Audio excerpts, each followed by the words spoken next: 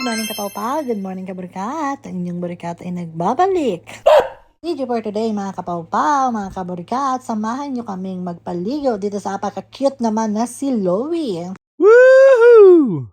At ngayon mga kapawpaw, may trivia ako sa inyo dahil alam nyo ba ako ay nalilito between Pug and Bulldog. Kaya mga kapawpaw, based on my research, Pugs and Bulldogs are both popular dog breeds. Mga kapawpaw, si Leo po ay isang uri ng aso, kung tawagin ay Pug. Ano yung Pug? Pug are a small compact dog with wrinkled face, short muscles, and curled tails. They typically weigh between 14 to 18 pounds and have a smooth and short coat that comes in colors like fawn, black, and silver. At ang mga bulldogs naman mga kapapa are medium-sized dog with a stark build, broad head, and loose, wrinkled skin. They usually weigh between 40 to 50 pounds. Bulldogs have a distinctive push in nose and short coat that can be brindle, white, or combination of color mga kapapaw. And if you are not familiar with Pugs and Bulldogs mga kapapaw, sana makatulong itong trivyang ito. Haha!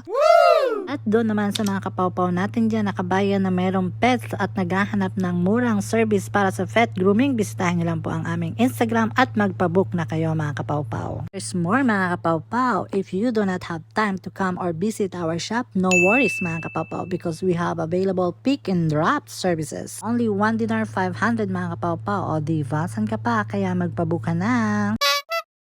Kaya naman mga kapawpaw, ano pang hinihintay nyo? Magpabook na po kayo dito sa Roma Pet dahil regular nail trimming is essential parts of pets grooming routine. O diba, endorser yan.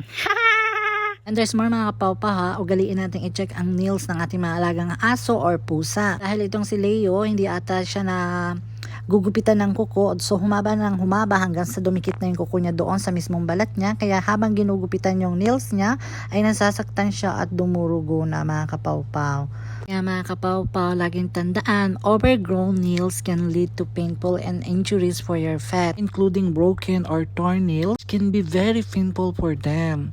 Mga kapawpaw, wag po natin babalaking gupitin yung mga kuko nila, lalong-lalo na kung wala naman tayong experience sa paggugupit ng mga kuko, mga kapawpaw, ha? Both cat and dogs have a parts of their nails called the quick, which contain blood vessels and nerves. If you cut into the quick, it can cause pain and bleeding mga kapapa. It's essential to avoid this area when you trimming nails or better you go to the pet shop or pet grooming. Ano pang hinihintay mo mga kapawpaw? Magpabook ka na! Thank you for watching! Bye-bye! Follow and share!